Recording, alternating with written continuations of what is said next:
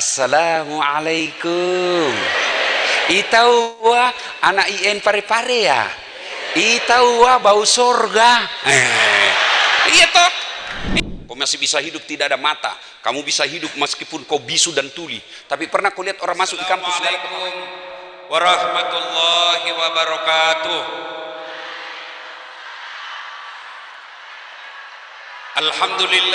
Alhamdulillahi rabbil alamin. Wabihi nasta'inu ala umurid dunya waddin.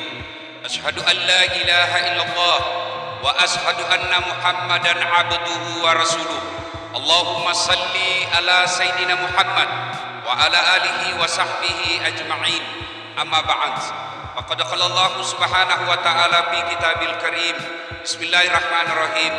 Ya ayyuhalladzina amanu dakhulu fis silmi kaffatan wa la tattabi'u khutuwatis syaitan innahu lakum aduwwum mubin.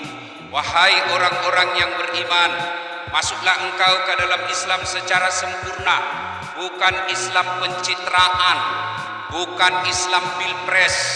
Hati-hati jelang pilpres, banyak tiba-tiba tampil kala-kala Ustadz Dasat penampilannya. Ustadz pencitraan, hati-hati. Pilih saya, sama-sama kita orang Bugis. Ada masalahmu, telepon ke 24 jam aktif. Begitu terpilih dia ganti nomor HP-nya. Ada begitu kau tahu?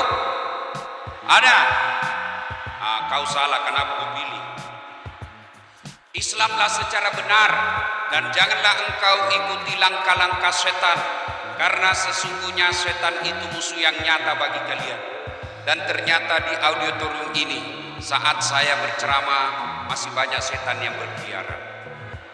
Setannya bukan pocong, bukan popo, bukan uka-uka, tapi apa setan yang ada di tengah-tengah kita bentuknya handphone.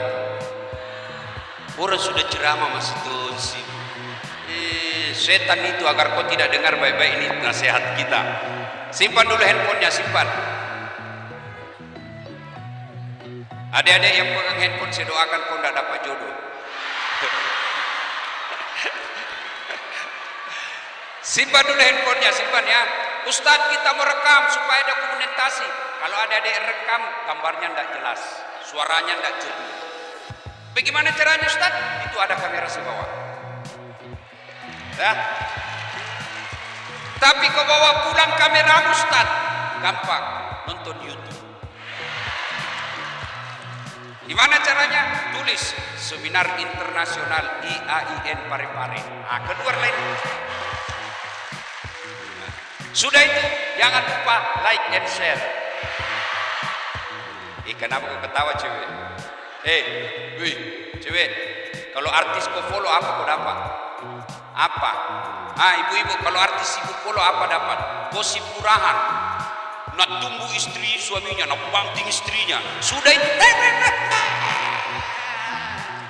Ya, tapi kalau kau follow ulamamu, kau ikuti ulamamu, satu, kau angkat harkat dan martabat ulamamu. Masa artis yang kontennya tidak jelas, kelihatan dadanya, kelihatan pahanya, tidak juga nak kasih pegang kok, nak kasih lihat-lihat aja saja begini.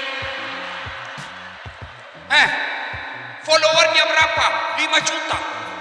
Ahli tafsir berapa followernya? 125. Apa kau tidak malu ulama sedikit followernya? Maka mulai hari ini follow Dasat Latif.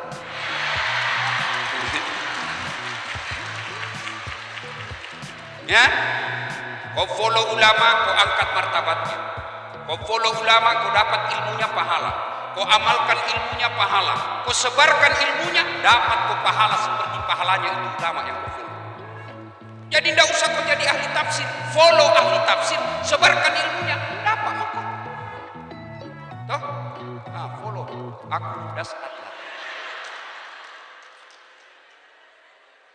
Dan janganlah engkau ikuti langkah-langkah setan, karena sesungguhnya setan itu musuh yang nyata bagi kalian. Musuh kalian bukan polisi, musuh kalian bukan negara, musuh kalian adalah dan ketidak. Polisi memang enak di Indonesia kalau tidak ada polisi. Anak muda, kalau hilang motormu siapa kau cari? Satpol PP, tidak ketemu Saya pergi ceramah, lancar perjalananku sampai di sini. Siapa yang ngantar? Polisi. Makanya jangan musuh polisi. Kalau ada polisi yang minta uang di jalan, pur, kau melanggar. Kondali ini rambu-rambu. Saya lihat Pak. Kenapa kau melanggar? Saya tidak lihat Bapak. Itu polisi Filipina dia. Ibu bapak, saudara-saudara sekalian, waktu yang sangat ringkas. Yang saya muliakan Pak Rektor IAIN Alauddin beserta ayo pancing jako pare-pare yang insya Allah dimuliakan dan dirahmati oleh Allah Subhanahu Wa Taala. Duduk poin saja. Begini dulu, kenapa saya ditunjuk untuk acara ini?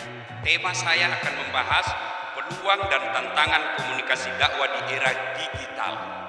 Ini penting dulu, kenapa ujuk-ujuk das atletik? Satu, saya dosen komunikasi. S1, S2, S3 saya komunikasi. Sampai sarjana, magister, doktor komunikasi. Alhamdulillah, Allah izinkan saya juga sarjana agama. Saya dari Fakultas Syariah, S1 Syariah Pengadilan Agama, S3 saya satu kelas dengan Pak Ali Rusdi. Kalau Pak Rektor telepon saya belum tentu saya hadir.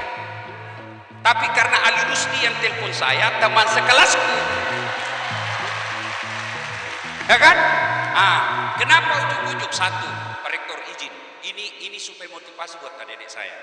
Baru-baru saya mendapat award penghargaan di Jakarta sebagai ulama pemersatu bangsa.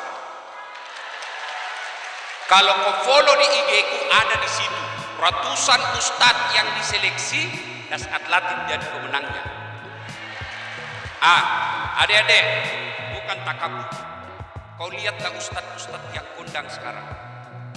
Guru kita Adi Hidayat dari mana? Libya. Guru kita Ustadz Abdul Somad dari mana?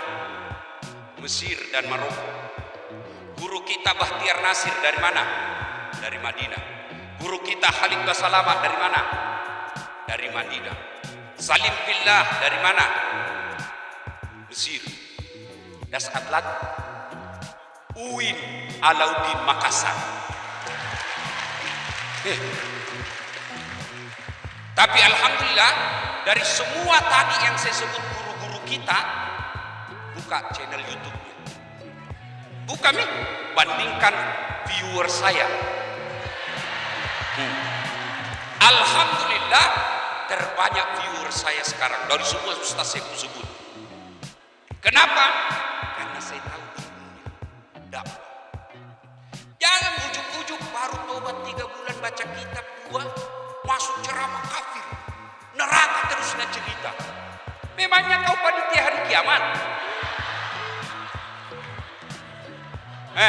Adik-adik, bicara soal dakwah, baca itu semua definisi. Saya baca semua definisi tentang dakwah. Kesimpulanku, dakwah adalah memberitakan keindahan Islam. Dakwah namanya ajakan. Kamu ajak orang, gimana dia mau datang kalau kau takut-takut? Gimana dia mau tentram hatinya kalau kita maki-maki? Di rumah ada istri yang suka ngomel, ya toh? Masuk warung kopi ada tagihan numpuk. Sampai di kantor dimaki-maki sama Pak Dekan, pekerjaan tidak beres. Di jalan macet. Kita masuklah di masjid, mudah-mudahan dapat pencerahan dan ketenangan. Ternyata sampai di masjid kita juga dimaki-maki. Inilah perlunya metode dalam dakwah. Betapa pentingnya metode dalam dakwah, tata cara dalam dakwah. Maka ada yang disebut fakultas dakwah. Diajarkan itu, tidak mesti tiba-tiba muncul, tidak. Beda ketika kamu ceramah di depan pemain sepak bola. Beda lagi ketika kamu di depan penjual emas. Beda ketika kita di auditorium ini dan kita di potret. Penjual ikan itu perlu metode, perlu cara. Kamu di penjual beras, kau baca, kau jelaskan tentang taruh digitalisasi dalam perdagangan bebas. Bingung dia, agak penguasa. Tidak ada metodenya, dipelajari. Maka ini pentingnya dakwah untuk menyiarkan Islam sebagai rahmatan lil alamin. Itulah bedanya mulutnya ulama dengan mulutnya demonstran ketika mengkritik kebijakan pemerintah. Kalau mulut ulama, mulut orang agama, tentu beda dengan mulutnya anak mahasiswa yang baru belajar. Kalau mulut ulama memaki, menghina, mengkafir-kafirkan, saya biasa bilang, dari mana belajar agama ya? Nabi, manusia pilihan, akhlaknya paling mulia, Allah takdirkan beliau tidak pernah kasar mulutnya bicara. Nabi kalau marah itu urat dahinya antara alis beliau berdua, alis dua kiri kanan, itu ada urat di alisnya ini yang kalau beliau marah itu membesar, sehingga sahabat tahu macai beliau marah beliau, jadi tidak perlu mulut keluar kasar. Maka ini pentingnya, kalau kamu kuasai dakwah di zaman digitalisasi ini, kecil dunia kecil. Mau kau dapat istri cantik, kecil. Uang panai, tidak masalah. Yang penting kau jadi konten kreator. Benar. Saya bukan mutakabur. Dari penghasilan yang kita dapat dari dunia digitalisasi, alhamdulillah, saya sudah lupakan dunia sekarang. Tidak jadi masalah saya buat dunia saya, tidak. Maka saya independen dalam dakwah. Kenapa? Apa yang saya mau cari? Dunia sudah Allah kasih saya. Maka adik-adik sekalian, kuasai dakwah dengan menguasai pemanfaatan digitalisasi, maka insya Allah duniamu akan mengikutimu. Bukan kamu yang kejar dunia, tapi yang kejar. Nah, mari kita lihat, karena ini ada saya bikin sedikit ya. Teologisnya, apa perintah ini dakwah? Salah satu penyakit yang paling ditakuti manusia rugi. Tidak ada orang mau rugi di sini, mau semua untung. Maka Allah hadirkan dan bertanya, sungguh manusia dalam kerugian. Rugi kok. Kecuali, nah itu nasihat menasehati. Ini dakwah. Kalau kamu tidak mau merugi di zaman ini, nasihat menasehati. Bagaimana cara nasihat menasehati? Perlu ilmu. Ilmunya tahun 1900 yang lalu, guru tak metodenya dakwanya Kiai Haji Abdurrahman Ambo Dalle, beda zamannya das Atlantik. Kalau saya jangan dipanggil saya Kiai, mabusung kak nanti. Ustaz jago sekali nih. Kiai itu pimpinan pondok, dan kita orang Bugis cocoknya Andri Gurutta. Tidak usah saya disebut karena saya bukan pimpinan pondok. Doakan saya bisa pondok, dan saya lagi rintis sekarang, Pak Rektor, ada di jalan Talasa City. Itu adik-adik kalau dari BTP kan ada itu jalan tembus ke tol, itu lagi saya bikin masjid Hajjah Sitimang, ibu saya, dan markas kader ulama. Jadi bukan pesantren. Ada Pak Rektor Ustadz, itu anak santriku tamak nih, dari fakultas dakwah tapi tidak tahu bicara. Bagaimana caranya fakultas dakwah tidak tahu bicara? Jamaah-jamaah, sini. Saya kasih kursus 6 bulan kau keluar lagi. Ustadz, itu ada anakku penghafal Quran, tapi dia tidak kuasai apa yang dihafal. Sini. Kita kasih ketemukan gurunya di sini. Dia seolah-olah seperti pelatihan, bukan pesantren. Nah, mudah-mudahan nanti ada yang daftar di sini. Sebelum saya lupa juga, saya bawa hadiah buat kalian. Siapa yang ada yatim piatu di sini kuliah? Yatim piatu. Siapa? Tidak ada ibu bapakmu. Saya kasih kau beasiswa sampai selesai. Catat itu ketua panitia, catat itu ya. Saya Posi. Siapa lagi? Betul, yatim piatu. 2. Siapa lagi? Lanjut dulu ceramah. Ini namanya PLTU, pada laut tak pada upe. Saya kasih 10 orang. Saya kasih 10 orang. Ya. Insya Allah kita kasih beasiswa. Dibayarkan sekolahmu sampai kau selesai. Ya, insya Allah.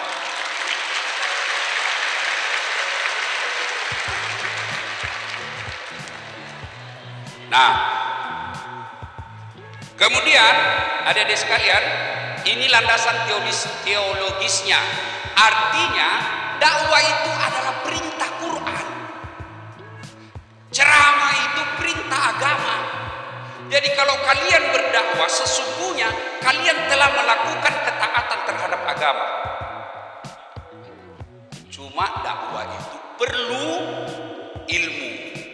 Dakwah bersifat persuasif. Ada yang tahu apa itu persuasif?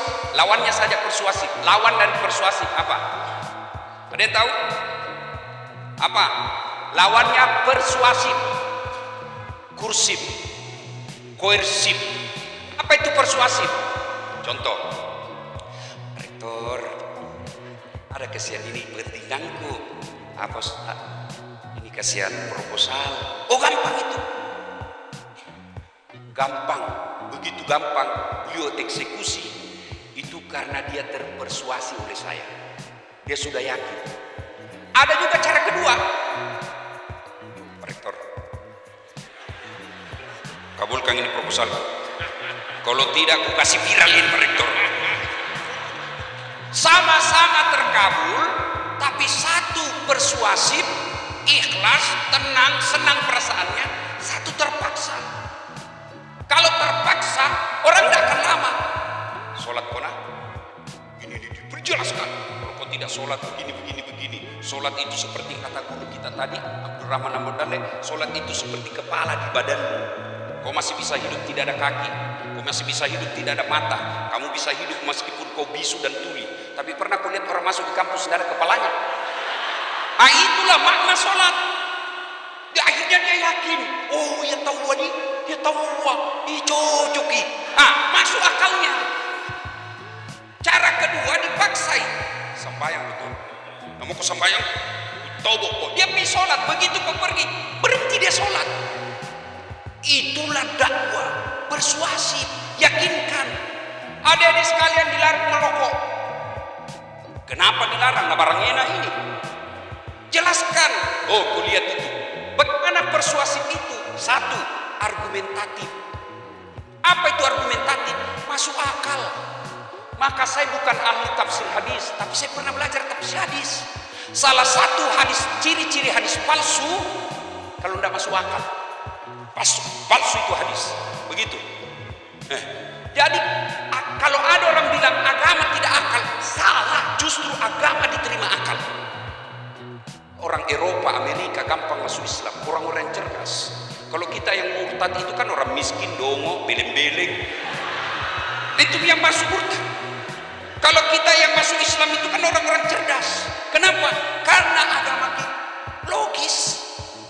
Jadi ketika kau dakwah cerita tentang sholat, cerita tentang larangan rokok, kasih argumentatif. Argumentasi itu masuk akal. Yang kedua ada faktanya, kasih kau contoh. Ya itu ada orang bicara bagaimana? Itu ada contohnya. Ketiga, kasih dia testimoni.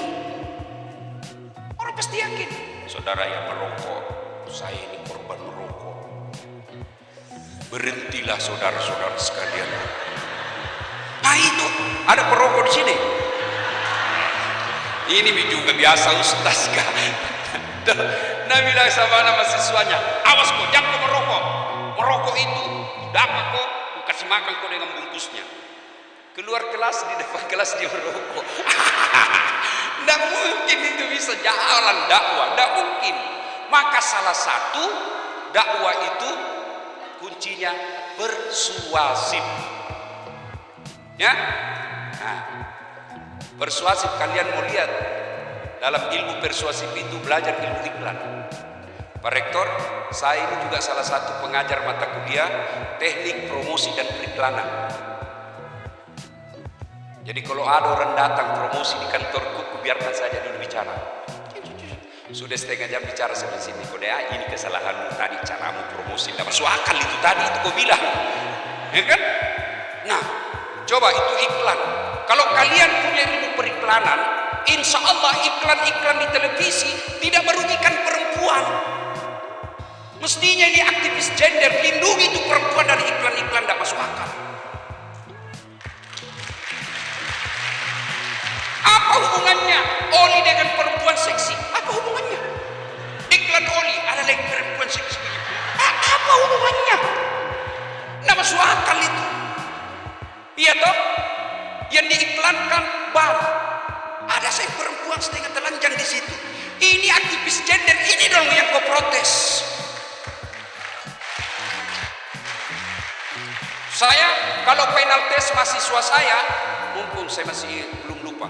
Kalau Pak Menteri Pendidikan punya tagline Merdeka Belajar, kalau saya sama mahasiswaku saya bilang bahagia belajar. Ya.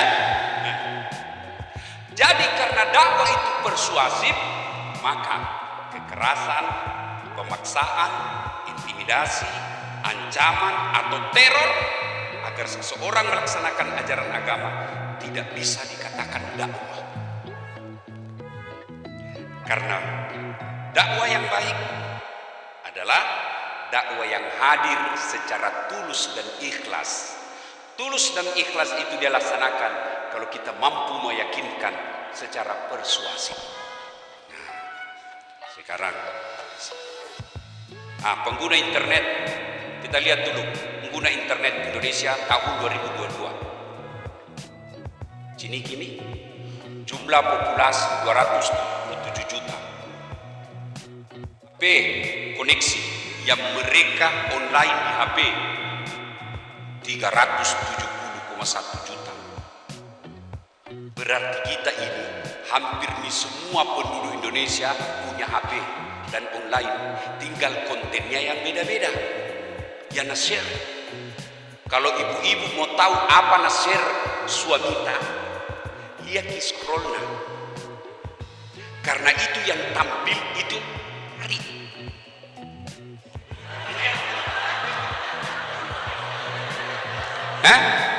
Bu, perlu kita tahu ini Bu. Jadi itu konten yang lewat di layar tan. YouTube kasih berdasarkan kecenderungan yang kita selalu cari. Kalau saya di HP ku, begitu Bapak buka itu IG ku, pasti yang binatang-binatang. Karena saya suka cari itu. Yang harimau lawan monyet. Kan lucu itu. Harimau dikatok kepalanya bergantung lagi. Iya kan? Kalau ibu tiba-tiba suami kenapa nasangin cewek seksi-seksi? Itu bina cari terus suamimu. Kenapa cari? Kan ibu tidak seksi di rumah.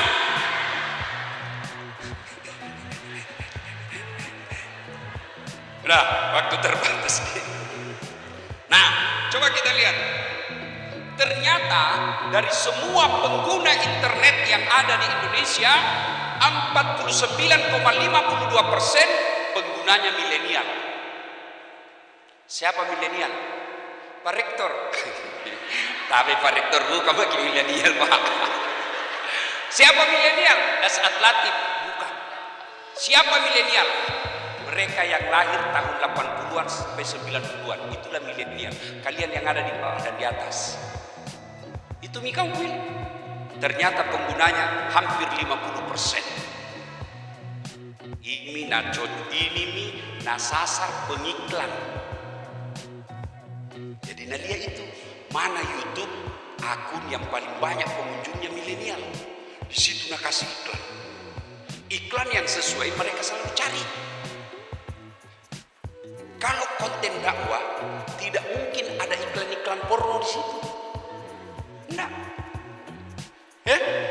Pasti kalau iklan-iklan porno, kau lebih tahu dari saya.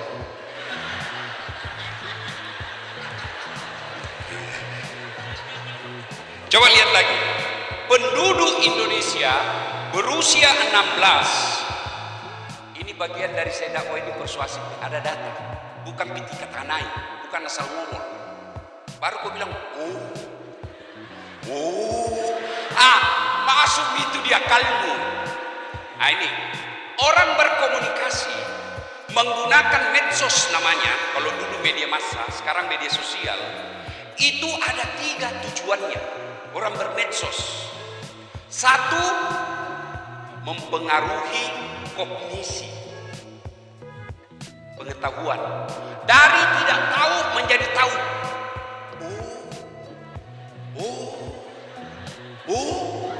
Dan saya tahu itu kalau saya ceramah. Saudara-saudara sekalian, tidak boleh kamu bayar zakat, bawa ke masjid dibikinkan pagar. Tidak boleh. Baru bilang, baru dia tahu. Pengetahuan. Yang kedua, apa? Yang dia pengaruhi itu dakwah, dia pengaruhi itu medsos, dia pengaruhi itu media massa. Yang kedua, sikap. Sikap itu ada 2. Setuju.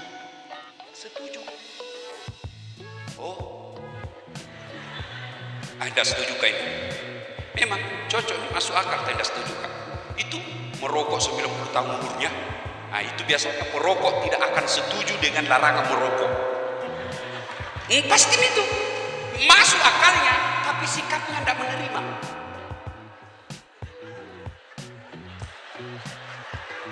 Yang kedua, tidak, soalnya sangat merugikan orang Islam pada umumnya.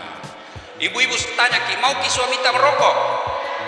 Mau ki merokok suami tak ibu? Nah, kalau mau ki berarti perlu ki diceramai khusus. Yang ketiga, yang mau dipengaruhi itu media, dakwah termasuk diantaranya adalah perilaku. Yang tadinya tidak sholat, kita yakinkan, yakin, kita buat. Akhirnya sholat. Yang tadinya tidak pakai jilbab, yakinkan, kenapa pakai jilbab? Dek, kalau kau pakai jilbab, dungi kau laki-laki. Maksudnya apa? Coba kau lihat, kalau cewek pakai jilbab lewat di deker, paling diganggu sama cowok. Assalamualaikum. Itau gua anak IN pare-pare ya. Itau gua bau surga. Iya toh? Iya. Tapi kalau kau lewat jam 10, ini lewat apa namanya cowok? Cewek jungkir balik dong. Dilihat dosa, tidak dilihat berbagus. Iya toh? Akhirnya dia mulai yakin, kasih data. Hampir di atas 50% perempuan yang dilecehkan, perempuan yang diperkosa karena dia tidak tutup auratnya. Ini loh data-datanya. Terakhir, lihat medsos sekarang di Qatar. Perempuan-perempuan barat, Amerika, Afrika, datang mereka ke sana. Mereka merasa nyaman, dihormati. Nah, tuh, ya, apalagi? Sudah generasi milenial menjadi menarik untuk dibicarakan. Kenapa? Karena karakteristik kelahiran mereka yang berada pada arus revolusi teknologi informasi dan jumlahnya cukup besar. Adik-adik tahu itu revolusi? Tahu? Apa lawannya revolusi? Evolusi. Kalau evolusi bertahap, jalan lambat-lambat. Misalnya pensiun, dosen-dosen pensiun, jalannya kasihan. Sampai juga tak lama. Sampai tapi lama. Tapi kalau revolusi, cepat. Kalian yang anak-anak milenial, kalian lahir pada saat-saat revolusi teknologi industri, digitalisasi. Mana buktinya? Mana pernah orang di kampungku di Bungi Pindrang baku telepon sama TKI di Malaysia. Kega kok tak sabar video call, kita konasangnya Milo, itu tidak pernah dibayangkan dulu itu. Orang yang kerja di Saudi, pergi umroh di Saudi dulu tahun 70, pergi haji 3 bulan baru ditahu dia hasil atau tidak. Bahkan banyak yang pulang sakaratul maut. Sekarang pergi umroh, nak telepon suaminya, engkau nak daik ku Ka'bah, Video call ko yulon. Ita ni Neng, menangislah dia. Terima kasih Nasan Neng. Letuk nak tanam apa cingnya. Ita ko makasih memang maka. Mana pernah dibayangkan? Sekarang kau alami semua. Iya toh? Pak Rektor dulu. Pak Rektor waktu kuliah slide. Ditulis spidol itu plastik. Baru ditempel di mesin penorot.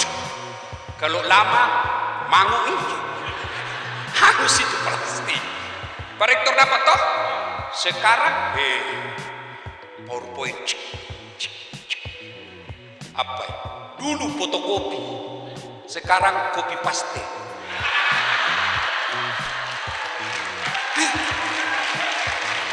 Dulu saya kuliah lebaran, kirimkan kartu lebaran Pak Rektor, Pak dosen. Pergilah kita kantor pos Jalan Slamet Riyadi, ngantri berkirim kartu lebaran untuk kirimkan dosen. Sekarang sudah ada foto. Selamat Hari Raya, mohon maaf lahir dan karena copy paste, nah lupa hapus tahunnya. Ini revolusi digitalisasi yang sangat cepat, makanya disebut revolusi. Ya toh? Nah, adik-adik sekalian, sampai jam berapa ini Pak Ustaz? Sampai sepuasnya, Pak. Anda puas, saya lemas. Ayo adik-adik, kita lihat lagi. Konten apa yang paling disenangi anak milenial?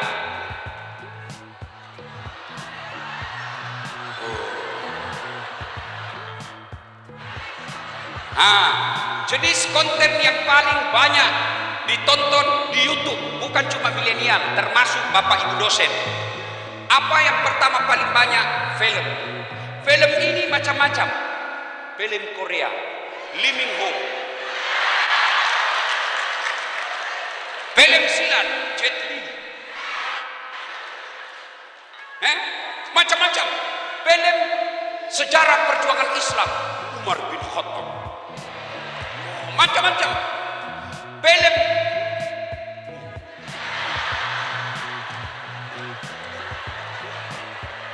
Pak, bohong kau kena pernah membuka. Apa beda gunanya kau nonton film begitu anak muda? Kau nonton?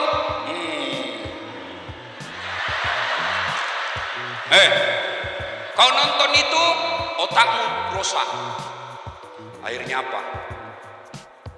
Mulai masuk dia otakmu, sikap, perilaku. Akhirnya apa caramu malam minggu? Tidak ada jika. Bagaimana kalau kita pergi lihat bulan di puncak? Jauh lu pergi lihat bulan Cilaka.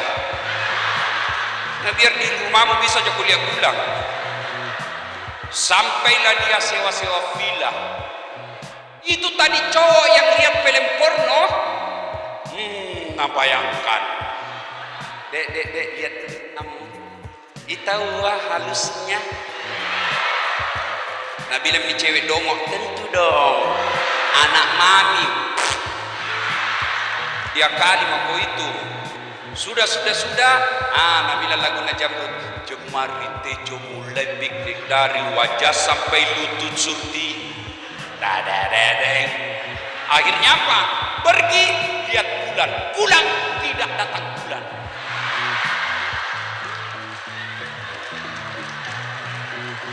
Akhirnya telepon cowoknya.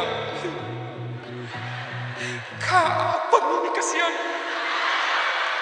Saya ini kasihan satu-satunya anaknya mamaku. 3 bulan minta muncul. Cowoknya malah nak blokir, menghilang dari kota Parepare. Tidak kok. Itulah pengaruh nonton film porno. Maka adik-adik sekalian, jangan kau coba-coba nonton. Kalau bapak-bapak, kadang-kala boleh kalau bapak termasuk lemah syahwat, supaya memancing kembali. tapi jangan kepada tetangga. Bede di bumato. Ya, dek, hei, cewek, saya cinta kalian karena Allah. Masa-masa kuliah seperti ini, dek, yang banyak rusak masa depannya, pacaran. Jangan aku pacaran. Gunung kan ku daki, lautan kan ku seberangi, masjid kau lewati. Kalau ada yang kenal saya dalam kuliah, mau dia IAIN maupun di Unhas S1 sampai S3, kalau ada kenal saya, boleh tanya, saya pernah enggak pacaran waktu kuliah? Sibuk saya, kecuali ada tuh cewek yang suka kan.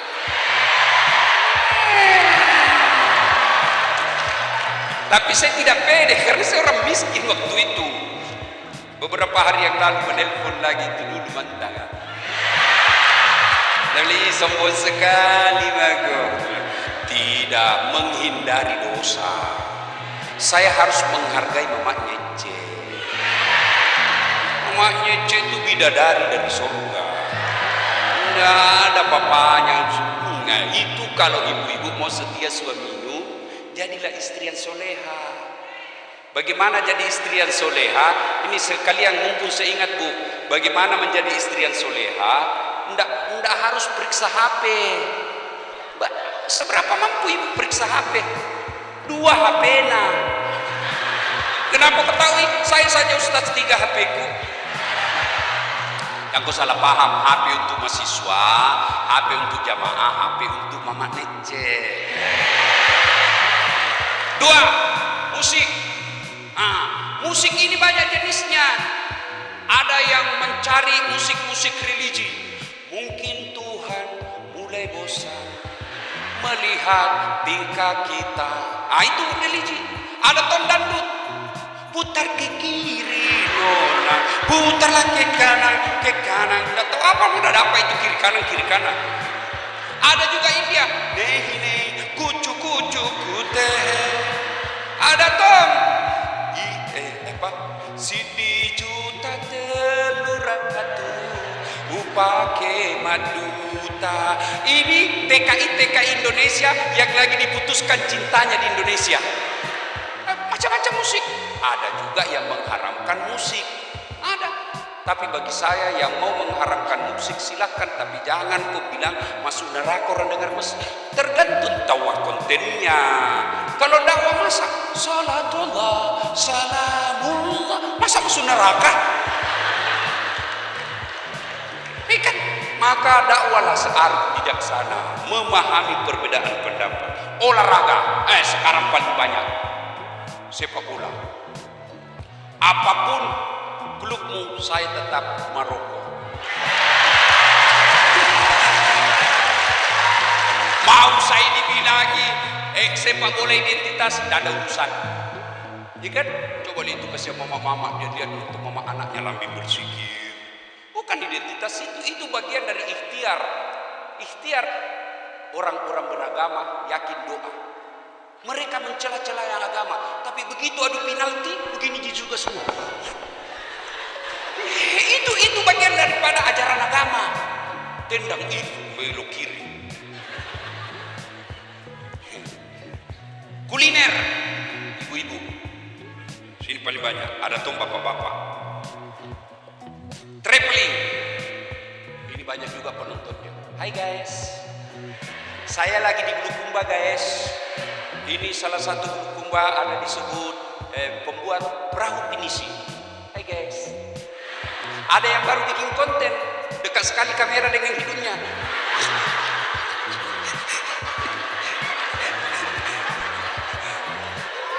Dunia entertain, hiburan. Kemudian ternyata ceramah agama cuma 5,3%. Coba dibayangkan, itu pun 5,3% ini tidak semua menyukai.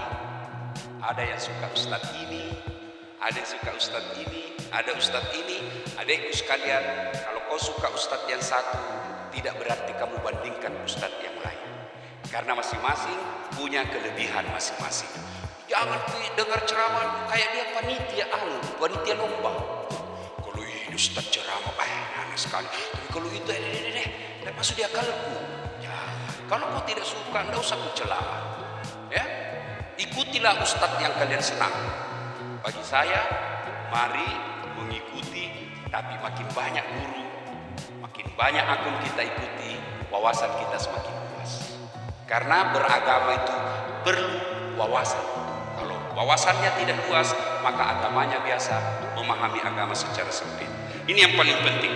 Peluang dakwah di era digital. Apa peluangnya? Satu. Nah, ini dulu. Keunggulan berdakwah dengan menggunakan teknologi. Ini dulu. Saya ceramah di Masjid Raya. Paling ramai hadir 5.000. Paling ramai itu. Tapi begitu saya share di TikTok, baru 2 jam aku share ceramahku itu yang jaga hati istrimu, bagaimana menjaga suami.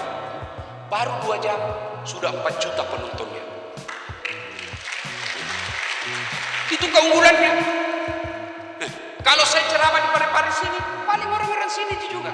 Tapi begitu saya masuk di TikTok, maka yang dengar ceramah saya termasuk orang-orang yang suka dugem. Jadi kalau kalian mau ceramah itu pada disko, masuk aku ceramah di TikTok. Ada semua di situ. Ya kan? Dulu muncul TikTok, ada ustadz mengatakan haram sesat. Sekarang orang justru gampang dengar dakwah melalui jaringan TikTok. Jadi keunggulannya lebih luas dan lebih banyak. Apa keunggulannya? Peluangnya satu, keterbukaan informasi. Informasi lebih terbuka. Dulu Pak Rektor belajar terbatas bukunya. Tapi sekarang hanya orang malas yang tidak mau belajar. Ada semua baca buku kitab. Dulu mau bicara kitab Durratun Nasihin, ada bukunya, tapi belum tentu lagi bisa dibaca seperti saya. Kenapa? Bahasa Arab. Bisa ku baca, tidak ku tahu lagi artinya. Karena saya ini bukan orang pesantren. Tapi sekarang dengan handphone yang saya miliki 1 tera,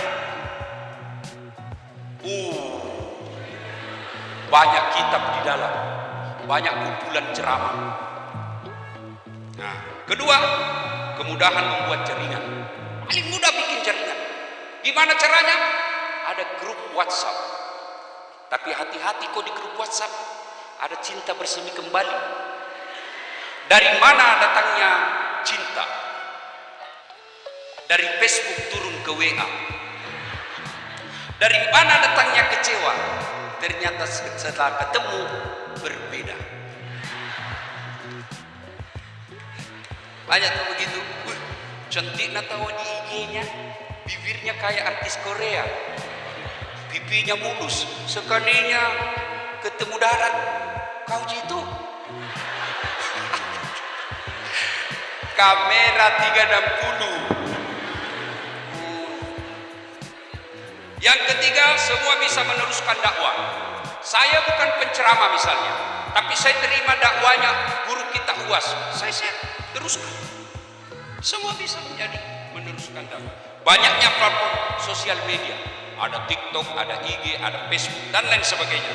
Konten di era digital adalah duit. Adik-adik sekalian, kalau kau bisa menjadi konten kreator, ada ini di Makassar. Saya punya rumah makan. Palu Bahasa Sulawesi. Veterani, datang ke sana nak. Bilang ku saja namaku. Saya temannya Dasa Atlatif. Kalau dikasir tetap benar. Tuh. Nah, sudah promosikan. Akun tak saja Ustaz. Tambah akun. Karena kalau saya penontonku lebih banyak pencinta dakwah. Cari kok konten kreator yang dia membahas tentang kuliner. Pasti penontonnya penikmat makanan. Sudah, komentari. Dia cuma datang, hey guys, kita di Palu Bahasa Sulawesi, dagingnya baik apa? Berapa dibayarkan? Untuk IG story-nya 600.000. Bisa Miko bayarkan SPP-mu. Daripada kau cuma bilang, hai guys, lagi di kos, ada deh dinginnya. Apa kau dapat itu? Kesepian banget. Langsung nanya, boleh juga tuh di sledding.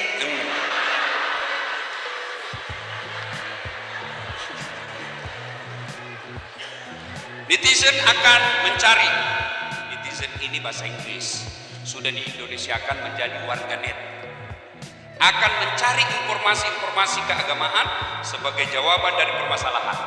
Adik-adik masih ingat awal-awal dakwah, kan? Dulu awal-awal dakwah itu kan anak-anak muda hijrah nih, mau hijrah, saya cari tentang wudu. Wah, dicari di YouTube. Kan anak muda sekarang kan malas membaca, dia lebih senang menonton. Makanya saya rektor, kalau saya ujian mahasiswa aku tidak menulis, aku suruh bikin video. Karena membaca bikin ambil waktu, tulisannya juga bingung saya baca. Agak sih masuk nih. Maka kalau Prof dia bisa mencontek, tapi kalau dia pidato, sesuruh dia pidato, misalnya pertanyaan soal pertama, apa hubungan antara komunikasi dengan politik? Nah, jelaskan 2 menit. Kasih masuk di YouTube, baru ku nilai. Kasih masuk di IG, baru ku nilai. Kasih masuk di TikTok, baru nilai. Yang bagus, saya suka di IG ku, penontonku jutaan juta. Kalau jelek, ku kasih masuk juga di IG ku. Captionnya jangan ditiru.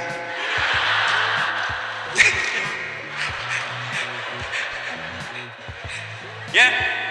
Nah, dulu itu dakwah-dakwah media sosial dikuasai oleh teman-teman dakwah kita Salafiyah. Karena hanya mereka yang punya konten. Marah-marahlah ini Ahlus Sunnah wal Jamaah, ustadz-ustadz ini, ustadz-ustadz yang pesantren-pesantren Ahlus Sunnah. Tidak bisa dilarang, sudah zamannya sekarang. Gimana? Bikin kau juga konten, bikin kau akun. Nah, imbangi. Supaya apa? Anak-anak ketika cari tata cara wudhu, oh ada yang masuk mazhab ini, ada yang mazhab ini. Begitu caranya, bukan dengan dilarang. Alhamdulillah sekarang teman-teman kita mubalik dari pondok-pondok pesantren Ahlus Sunnah wal Jamaah mulai banyak punya akun. Sudah bidik? Tips masih banyak rupanya. Tantangan dakwah 1, generasi konsumtif. Anak-anak kita ini sangat konsumtif, tidak bisa menjadi kreatif. Dia sukanya memakan, mengkonsumsi saja, baik makanan maupun konten. Malas membaca, berkurangnya kepakaran karena sudah malas membaca, akhirnya tidak pakar. Ajaran radikalisme ini, jangan selalu adik-adik kamu terprovokasi bahwa selalu identik Islam dengan ketika berbicara radikalisme pasti Islam. Itu kamu wajib, kamu lawan semua itu. Tidak ada. Dalam Islam tidak ada ajaran radikalisme. Kemudian konten harus kreatif. Coba lihat konten yang namanya konten kreatif. Ketika kita mengkritik pemerintah, jangan kasar. Saya ceramah di depan Bapak Presiden. Bapak Presiden yang saya hormati, merugi seorang presiden kalau tidak memudahkan dirinya masuk surga. Boleh dia. Dan presiden itu jauh lebih gampang masuk surga daripada ulama. Boleh berpikir. Kenapa bisa? Karena kalau malaikat berkata, ulama Indonesia masuk surga, mereka masuk surga tapi ngantri. Ulama Jawa Timur, ulama Jawa Barat, ulama NU, ulama Muhammadiyah, ulama MUI masih antri, masuk surga tapi antri. Tapi begitu malaikat katakan Presiden Republik Indonesia masuk surga, tidak perlu antri sendiri. Satu aja presiden di Indonesia. Maka keliru kalau tidak memudahkan status Bapak sebagai presiden, gampang masuk surga. Oh, ini kan? Itu yang disebut kreatif. Sudah Bi, dia mau sendiri. Ini di panitia, kasih kau nanti baru fotokopi. Jangan laku fotokopi mahal. Nanti PDF-nya kirim ke panitia, bagi-bagi di grup. Ya, tips dasar latif dalam dakwah digital. Lihat nih judul-judul yang saya kasih. Judul-judul Ya, judul-judul begini kan orang penasaran. Kocak, maaf Bu, saya bukan imam, saya khotib. Orang penasaran, apa maksudnya nih? Ada orang WhatsApp Kak, curhat, Ustadz saya janda, baru meninggal suamiku. Adakah doa-doa dan amalan membuat hati tenang? Saya kasih nih amalan doa-doa. Lama-lama mulai aneh-aneh. Kirim stiker-stiker lope. Terima kasih Ustadz.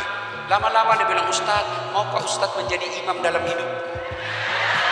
Saya bilang, mohon maaf Bu, saya bukan imam, saya penceramah. Ya? Ini kan orang bertanya, apa ya Pak Eda mengikuti pengajian? Apa ya? Nah, dia penasaran kebuka. Tuh, mau menjadi wanita yang dirindukan surga, pasti mau semua. Bertanya bagaimana caranya ini? Mau semua ini mau, dia buka. Ada jawabannya. Bikin judul yang membuat orang penasaran. Dakwah saat ini juga membutuhkan materi yang simple, efektif, tidak bertele-tele, sederhana dan tidak berkesan menggurui. Ini yang susah, menggurui. Maka adik-adik boleh lihat ceramah-ceramah saya, untuk menghindari kesan menggurui, saya selalu berkisah. Berkisah, kisah yang ada dalam Quran, asbabul wurud, kita kisah. Jadi orang tidak merasa tersinggung. Kenapa? Saya bercerita, dan hebatnya itu cerita, orang penasaran mau tahu endingnya. Kenapa itu misalnya tukang bubur naik haji sampai bertahun-tahun nonton. Mamaku pernah saya telepon, Ma, agak tuh menonton mana, agak nonton tukang bubur naik haji. Maka belok kana samita yo Haji Muhyiddin. Maka matene yo Haji Muhyiddin. Ini dia hanya penasaran. Jadi orang kalau berkisah, orang akan penasaran bagaimana endingnya ini. Jadi kalau kita berceramah, menyampaikan kisah, pasti orang tidak mau tinggalkan. Kenapa? Dia mau tahu bagaimana terakhirnya. Ya.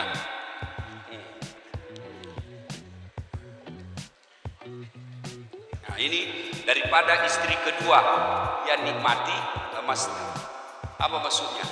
Saya ceramah begini Bu, ibu-ibu sedekahlah. Ini yang banyak sama cincinnya di depan saya. Kalau ibu-ibu mati, siapa yang pakai cincin emas berlian? Ada bilang, anak, bukan anakku, istri kedua. Kenapa bisa? Pasti suamimu kawin lagi. Nah, dengar Mama Nece di rumah, ceramahku di YouTube kan selalu nonton. Dia bilang, Ustaz, jadi kalau saya duluan nanti meninggal, Ustaz mau kawin lagi. Saya bilang, sini kok sayang. Belum. Istriku. Oh, saya itu istriku. Kalau mau kami ceramah, naik di mobil. Mau naik mobil, cium dulu tangan.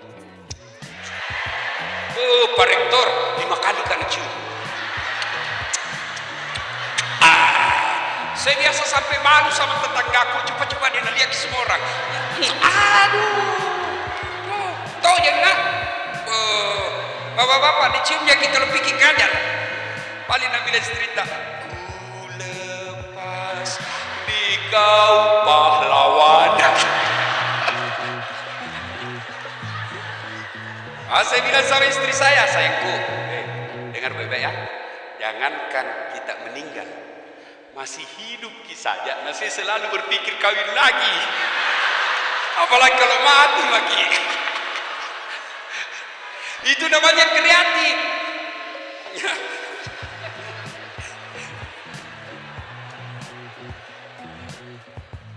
Oh, ini ceramah saya paling banyak penontonnya. Kalau saya tidak salah sudah lebih 20 juta. Ya? Kapolri, gaspol. Saya bilang, gimana? Gas atau rem? Bertulis semua gaspol. Gas. Habis. Barang tidak enak dengar ya. Samsung kau bilang tadi gaspol. Nah, kalau mau lanjutkan nonton ini, gaspol ada khusus acara saya di Metro TV. Judulnya Gaspol tiap malam Ahad jam 9. Saya tadi bilang sama Pak Rektor, 2023 konsep ceramah saya di Gaspol itu ada di studio, ada yang ghost to kampus. Saya akan datang di kampus ini, kita bikin acara di sini supaya nonton seluruh Indonesia ini IAIN Parepare. Kalau mau ditayang, telepon bisa masuk bukumu. Tunggu Kak, ada Kak Nanci muncul itu di Metro nah. Ya,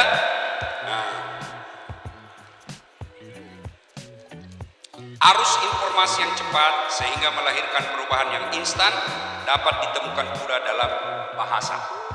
Jadi biasa ini bahasanya anak milenial kita tidak mengerti. Ustaz, assalamualaikum. Apa sih itu assalamualaikum? Assalamualaikum. Kata-kata itu seperti kui, yuk, anfaedah, tidak ada guna. Sense, santai saja. Receh, murahan. Bucin, tahu semua pasti. Budak cinta. Nah ini nih semua. Itu harus kita tahu kamus-kamusnya mereka ketika berhadapan sama anak milenial. Tapi jangan bicara begini di depannya para pensiunan. Tidak mengerti.